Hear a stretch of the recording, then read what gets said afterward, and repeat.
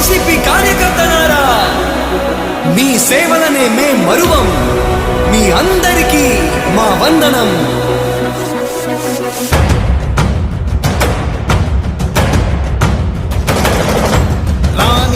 భగ చావే ఎదురుగా అయినా అదరని ధైర్యంలా, లక్ష్యం మరువక పంతం విడువక యుద్ధం గెలిచెను సైన్యంలా.